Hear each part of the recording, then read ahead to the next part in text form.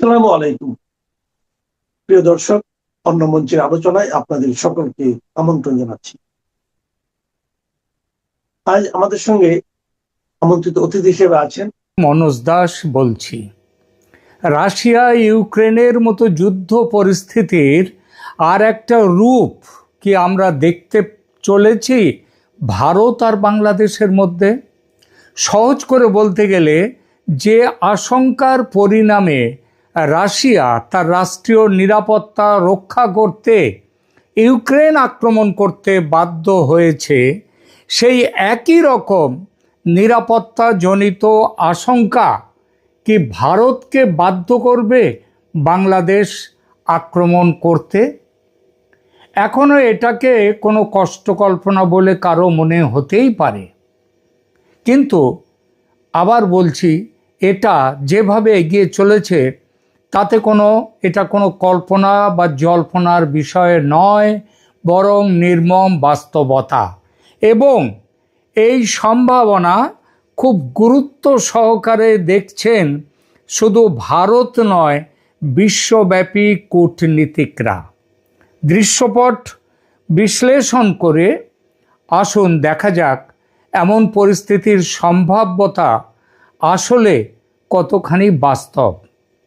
2026 সালের 7ই August Saudi আরব, তুরস্ক, পাকিস্তানের মধ্যে স্বাক্ষরিত মক্কা যৌথ প্রতিরক্ষা চুক্তি, যেটার নাম MGDA, Mecca joint defence agreement, যা সংক্ষেপে মক্কা প্যাক্ট বা ইসলামিক ন্যাটো নামে পরিচিত পেয়েছে, আন্তর্জাতিক ভূরাজনীতিতে এই প্যাক্ট এক অভূতপূর্ব কৌশলগত মেরুকরণ ঘটিয়েছে। ঠিক ন্যাটোর আর্টিকেল 5 নম্বর ন্যাটোর আর্টিকেলের আদলে তৈরি এই চুক্তির প্রধান শর্ত হল, জোটের অন্তর্ভুক্ত কোনো একটি দেশের ওপর সশস্ত্র হামলা হলে তা বাকি সব সদস্য রাষ্ট্রের ওপর হামলা হিসেবে বিবেচিত হবে। মানে বাংলাদেশকে, একেবারে পরিষ্কার করে বলি, বাংলাদেশকে যদি ভারত আক্রমণ করে তাহলে বাংলাদেশের পাশে এসে দাঁড়াবে পাকিস্তান, তুরস্ক, সৌদি আরব। বোঝা গেল? সম্প্রতি অবশ্য এখনও বাংলাদেশ এই জোটে এখনও যোগ দেয়নি, তবে বাংলাদেশের পররাষ্ট্র প্রতিমন্ত্রী হুমায়ুন কবির এই জোটে যোগদানের সেই বিষয়ে বাংলাদেশের ইতিবাচক পর্যালোচনার ইঙ্গিত দিয়েছেন। এবং এই ইঙ্গিত দেওয়ার পর দক্ষিণ এশিয়ার ভূ রাজনৈতিক ও সামরিক সমীকরণ এক অত্যন্ত জটিল ও সংবেদনশীল মোড়ে এসে দাঁড়িয়েছে। এই সাম্প্রতিক প্রেক্ষাপট এবং ভারতের সিকিউরিটি কনসার্ন থেকে প্রোঅ্যাক্টিভ পদক্ষেপ, মানে এক ধাপ এগিয়ে চিন্তা করে সেই অনুযায়ী ব্যবস্থা নিতে ভারত কি বাধ্য হবে? যেমন বাধ্য হয়েছিল রাশিয়া ইউক্রেনের বিরুদ্ধে ব্যবস্থা নিতে, যুদ্ধ ঘোষণা করতে। আন্তর্জাতিক সম্পর্কের ইতিহাস আমাদের একটা ধ্রুব সত্য দেখায়, কোনো পরাশক্তি তার ভৌগোলিক সীমান্তের ঠিক ওপারে প্রত্যক্ষ সামরিক হুমকি তৈরি হতে দেখে নিষ্ক্রিয় বসে থাকতে পারে না। বিশ্ব রাজনীতির যে নীতি ইউক্রেনকে সংঘাতের মধ্যে ঠেলে দিয়েছে, সেই ঠিক একই ভূ রাজনৈতিক বাস্তবতা আজ আমাদের দোরগোড়ায়। গত 7ই আগস্ট সৌদি আরব, পাকিস্তান ও তুরস্কের মধ্যে স্বাক্ষরিত মক্কা যৌথ প্রতিরক্ষা চুক্তি দক্ষিণ এশিয়ার ক্ষমতার ভারসাম্য এক লহমায়, এক ঝটকায় বদলে দিয়েছে। এই জোটের মূল শর্ত ওই ন্যাটোর মতোই। ওই যে বললাম, এক দেশের ওপর হামলা মানে সবার উপরে হামলা ধরে নেওয়া হবে এবং সবাই মিলে সেই দেশের তাদের বিরুদ্ধে দাঁড়াবে, মানে তাদের পক্ষভুক্ত হয়ে যে সদস্য দেশ তাদের পক্ষে লড়াইতে নামবে। বাংলাদেশের পক্ষ থেকে এই সামরিক জোটে যোগদানের যে ইতিবাচক বার্তা দেয়া হয়েছে, তা দিল্লির জন্য কোনো সাধারণ কূটনৈতিক সিদ্ধান্ত নয়, বরং এটি একটি অত্যন্ত প্রত্যক্ষ কৌশলগত আশঙ্কা, কৌশলগত গভীরতা ও সিকিউরিটি, এই ডাইলেমা বাস্তববাদী আন্তর্জাতিক নীতিরই ফল। এই আন্তর্জাতিক নীতি অনুযায়ী সীমান্ত ঘেঁষে যদি কোনো বৈরী সামরিক ব্লকের ছাতা তৈরি হয়, তবে ভূখণ্ডগত নিরাপত্তা নিশ্চিত করতে রাষ্ট্র সিকিউরিটি ডাইলেমার মুখোমুখি হয়। ইউক্রেন যখন ন্যাটোর সদস্য হওয়ার জন্য অনড় হয়েছিল, তখন রাশিয়ার মস্কো থেকে মাত্র কয়েকশো কিলোমিটার দূরে প্রতিপক্ষ সামরিক জোট ন্যাটোর উপস্থিতি রাশিয়া তাদের অস্তিত্বের জন্য হুমকি বিবেচনা করেছিল, এবং সেটা স্বাভাবিক। রাশিয়া তার জাতীয় নিরাপত্তা রক্ষায় তখন প্রোঅ্যাক্টিভ হয়ে ইউক্রেনে সামরিক অভিযান শুরু করে। কখন করেছিল? ইউক্রেন ন্যাটোর ফর্মাল মেম্বার বলে ঘোষণার আগেই। ভারতের ভৌগোলিক এবং তার জন্য প্রোঅ্যাক্টিভ হয়তো ইউক্রেনের সামরিক অভিযান শুরু করলো রাশিয়া। ভারতের ভৌগোলিক বাস্তবতার দিকে তাকালে দেখা যায় বাংলাদেশ তার 3 দিকে ভারত। শিলিগুড়ি করিডর বা চিকেন স্নেক ভারতের উত্তর পূর্বাঞ্চলকে একটা ছোট্ট করিডর দ্বারা যুক্ত রাখছে মূল ভূখণ্ডের সঙ্গে। এমন একটা স্পর্শকাতর ভৌগোলিক অবস্থানে যদি পাকিস্তান ও তুরস্ক সমর্থিত যৌথ প্রতিরক্ষা জোটের উপস্থিতি ঘটে বাংলাদেশে, তবে তা ভারতের স্ট্র্যাটেজিক ডেপথ বা কৌশলগত গভীরে সরাসরি আঘাত হানে। ফলে প্রোঅ্যাক্টিভ পদক্ষেপ ঠিক রাশিয়া যেমন করেছে ইউক্রেনে, ঠিক সেই একই রকমভাবে পদক্ষেপ নিতে বাধ্য হতে পারে এবং বাধ্য হবে ভারত। এই কারণগুলো কি?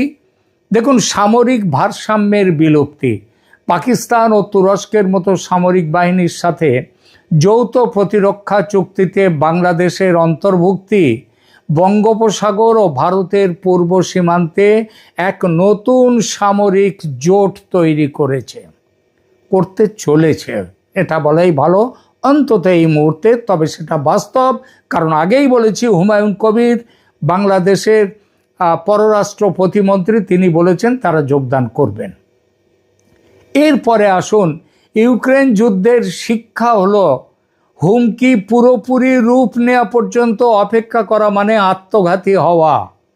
নিজের সার্বভৌমত্ব অটুট রাখতে রাশিয়া তাই ন্যাটোর অন্তর্ভুক্তি হওয়ার আগেই, ইউক্রেন ন্যাটোতে যোগ দেওয়ার আগেই রাশিয়া এগিয়ে গিয়েছিল, এবং সেটা তার সার্বভৌমত্ব অটুট রাখতে ভারতও কি তাহলে বাধ্য হবে সীমান্ত সুরক্ষিত করতে রাশিয়ার মতো প্রতিরোধমূলক সামরিক বা রাজনৈতিক ব্যবস্থা নিতে?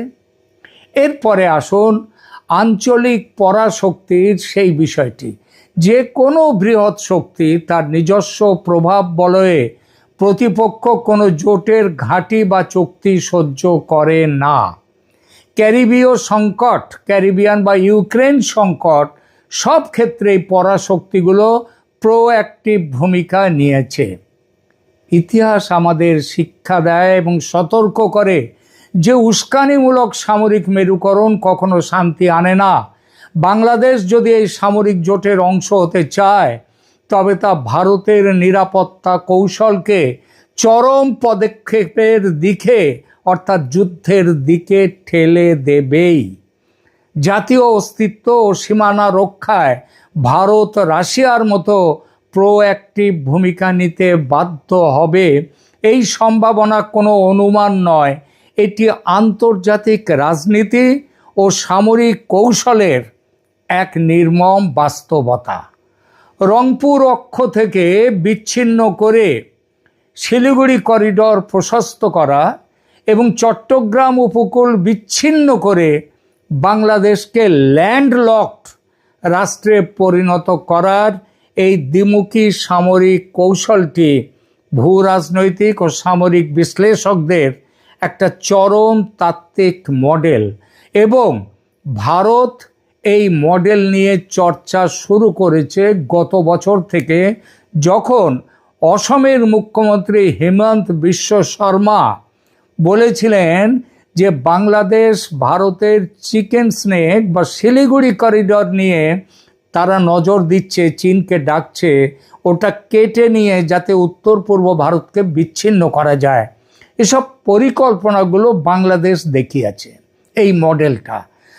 আর এই মডেলটা সেইটা যদি এখন ভারতও যদি বলে, তখন কি বলেছিলেন হিমন্ত বিশ্ব শর্মা বলেছিলেন যে ভারতের একটা চিকেন নেকের দিকে তোমরা নজর দিচ্ছ, তোমাদের দুটো চিকেন নেক আছে।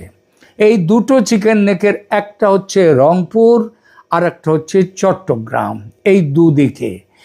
আর এই দুটোকে বিচ্ছিন্ন করলে কি হবে, বাংলাদেশকে একটা ল্যান্ডলকড রাষ্ট্রে, মানে যার চারদিকে জমি ভূখণ্ড, মানে সমুদ্রে যাওয়ার জায়গাটা থাকবে না। এবং এই দ্বিমুখী সামরিক কৌশলটা ভূ রাজনৈতিক ও সামরিক বিশ্লেষকদের তাদের মাথায় এখন এসেছে। এই পরিস্থিতি তৈরি হলে উভয় দেশের ক্ষেত্রে কি ধরনের অর্থনৈতিক ও কৌশলগত সমীকরণ তৈরি হবে তার একটা ছোট্ট বিবরণ নিচে দিচ্ছি। প্রথমে বলি বাংলাদেশের সম্ভাব্য ক্ষয়ক্ষতি কি হবে। দেখুন, অর্থনৈতিক ধস ও আন্তর্জাতিক বাণিজ্যের অবরুদ্ধ হয়ে যাবে বাংলাদেশ। বাংলাদেশের আন্তর্জাতিক বাণিজ্যের, বিশেষ করে তৈরি পোশাক রপ্তানি ও কাঁচামাল আমদানি, তার 90% বেশি সম্পন্ন হয় চট্টগ্রাম ও মংলা সমুদ্র বন্দরের মাধ্যমে। সমুদ্র প্রবেশ অধিকার হারালে বাংলাদেশ সম্পূর্ণভাবে প্রতিবেশীদের ট্রানজিটের ওপর নির্ভরশীল হয়ে পড়বে, অনেকটা নেপাল এবং ভুটানের মতো। এবং রপ্তানি ভিত্তিক অর্থনীতি তাৎক্ষণিকভাবে অচল হয়ে যাবে বাংলাদেশের। এরপরে আসুন, জ্বালানি ও খাদ্য নিরাপত্তায় কি সংকট দেখা দেবে। বাংলাদেশ তার প্রয়োজনীয় অপরিশোধিত জ্বালানি তেল, এলএনজি, ভোজ্য তেল এবং খাদ্যশস্যের বিশাল অংশ সমুদ্রপথে আমদানি করে চট্টগ্রাম দিয়ে। সমুদ্রপথ বন্ধ হলে দেশটিতে তীব্র জ্বালানি ঘাটতি ও মহামারী আকারের মুদ্রাস্ফীতি দেখা দেবেই। তৃতীয়ত, ব্লু ইকোনমি মানে সামুদ্রিক যে ইকোনমি, সামুদ্রিক সার্বভৌমত্ব যেটা এখন বাংলাদেশের আছে সেটা হারিয়ে যাবে। বঙ্গোপসাগরে 200 নটিক্যাল মাইলের এক্সক্লুসিভ ইকোনমিক জোনে থাকা বিপুল মৎস্য সম্পদ, প্রাকৃতিক গ্যাস এবং উদীয়মান সামুদ্রিক অর্থনীতির ওপর বাংলাদেশের কোনো অধিকার আর থাকবে না। এরপরে আসুন, ভূ রাজনৈতিক কৌশলগত পরাধীনতা। ল্যান্ডলকড রাষ্ট্রে পরিণত হলে বাংলাদেশ হয়ে যাবে আর এক নেপাল বা ভুটান। এবং যে কোনো আন্তর্জাতিক নীতির ক্ষেত্রেই বাংলাদেশকে চতুর্দিকে ঘিরে থাকা শক্তির ওপর 100% নির্ভরশীল হয়ে থাকতে হবে, মানে ভারতের ওপর, যা বাংলাদেশের স্বাধীন পররাষ্ট্রনীতির অস্তিত্বকে বিলুপ্ত করে দেবে। এবার ভারতের কৌশলগত লাভটা দেখুন, চিকেন স্নেক বা শিলিগুড়ি করিডরের স্থায়িত্ব বেড়ে যাবে। ভারতের মূল ভূখণ্ডের সাথে উত্তর পূর্বাঞ্চলের 8টি রাজ্যকে যুক্ত রাখা কৌশলগত শিলিগুড়ি করিডর মাত্র 21 কিলোমিটার চওড়া, কিছু কিছু জায়গায় সামান্য জায়গায়, যা ভারতের নিরাপত্তার সবচেয়ে দুর্বলতম স্থান। রংপুর অঞ্চলের ওপর নিয়ন্ত্রণ বা প্রভাব বিস্তার করা গেলে এই করিডর ওই 20 কিলোমিটার 25 কিলোমিটার থেকে 100 কিলোমিটার চওড়া হয়ে যাবে এই করিডর, যা চীন বা অন্য কোনো বৈরী শক্তির সামরিক হুমকির সুযোগ চিরতরে বন্ধ করে দেবে। এরপর আসুন বঙ্গোপসাগরের নৌ আধিপত্যের বিষয়ে। চট্টগ্রাম বিচ্ছিন্ন হলে বঙ্গোপসাগরের উত্তর অঞ্চলে ভারতের ইস্টার্ন নাভাল কমান্ডের একক সামরিক কর্তৃত্ব প্রতিষ্ঠিত হবে। এর ফলে এই অঞ্চলে অন্য কোনো পরাশক্তি বা বৈরী জোটের নৌঘাঁটি নির্মাণের সম্ভাবনা পুরোপুরি শেষ হবে। এছাড়া উত্তর পূর্ব ভারতের মধ্যে যোগাযোগ ব্যবস্থা বিশালভাবে উন্নত হবে। ত্রিপুরা, মিজোরাম ও আসামের সাথে কলকাতার লজিস্টিক দূরত্ব বহুলাংশে কমে আসবে এবং নদী ও সড়ক পথে ভারতের অভ্যন্তরীণ সরবরাহ রুট পুরোপুরি সুরক্ষিত হবে। এটা কারণ এই সুবিধাগুলো সেগুলো বললাম। এরপরে আসুন, একটি রাষ্ট্রকে সমুদ্রপথ থেকে বিচ্ছিন্ন করা মানে তার সার্বভৌম রাষ্ট্র হিসেবে টিকে থাকার অর্থনৈতিক শক্তি যেটা, সেটাকে পঙ্গু করে দেয়া। সামরিক দৃষ্টি থেকে এই ধরনের পদক্ষেপ কোনো দেশের জন্য চূড়ান্ত সমর্পণের পরিস্থিতি তৈরি করবে। আর আক্রমণকারী যে আক্রমণ করলো, অর্থাৎ এখানে ভারতের জন্য, তা ভূ রাজনৈতিক আঞ্চলিক আধিপত্য নিশ্চিত করবে। এখন প্রশ্ন হলো, ভারত কি সত্যি এটা করতে চায়? একদমই নয়, করতে চাইতো না, কিন্তু পরিস্থিতির চাপে ভারত আজ বাধ্য হবে। আপনাদেরও তো মনে আছে 1971-এর যুদ্ধের কয়েক মাসের মধ্যে মুজিবুর রহমান বঙ্গবন্ধু তিনি বলেছিলেন, ভারতীয় সৈন্য যারা বাংলাদেশে ছিলেন তাদেরকে উদ্দেশ্যে বলেছিলেন, ইন্দিরা গান্ধীকে বলেছিলেন, আপনার সৈন্য সরিয়ে নিন। বাংলাদেশকে আপনারা মনে রাখবেন, বাংলাদেশের স্বাধীনতা যুদ্ধে, সেই যে যুদ্ধ 71-এর যুদ্ধ, সেখানে কিন্তু পাকিস্তান ওই বাংলাদেশ সেনাবাহিনীর কাছে বা মুক্তিযোদ্ধাদের কাছে আত্মসমর্পণ করেনি, করেছিল ভারতীয় সেনার কাছে। এবং তার ফলে ভারতীয় সেনার যুদ্ধ জয়ের যার ফলে বাংলাদেশের উপর অধিকার ভারতের ছিল, কিন্তু ভারত সে অধিকার ফলায়নি। এমনকি বঙ্গবন্ধু ভারতীয় সেনাকে বাংলাদেশ ছাড়ার বলার সঙ্গে সঙ্গেই বাংলাদেশ ছেড়ে চলে এসেছে ভারত। তারপর থেকে আজ অবধি 1 ইঞ্চি জমি বাংলাদেশের দখল করেনি ভারত। উল্টে ওই 3 বিঘা এবং ছিটমহল চুক্তির মাধ্যমে ভারতের বেশি জমি গেছে বাংলাদেশের দখলে, এবং বাংলাদেশের কম জমি, যেগুলো ছিটমহলগুলো ভারতে ছিল, ভারত কম জমি পেয়েছে। যার জন্যে ভারতের পার্লামেন্টে এই বিষয়টা পর্যন্ত উল্লেখ করে পার্লামেন্ট থেকে স্বীকৃতি নিতে হয়েছিল, কারণ সেটা মোদী সরকারের একার বিষয় ছিল না, পার্লামেন্টে সেই বিষয়টা দেখাতে হয়েছিল। সুতরাং আজ অবধি ভারত কোনো পরিস্থিতিতেই বাংলাদেশের 1 ইঞ্চি জমির ওপরে দখল করবার চেষ্টা রাখেনি, ইচ্ছা দেখায়নি।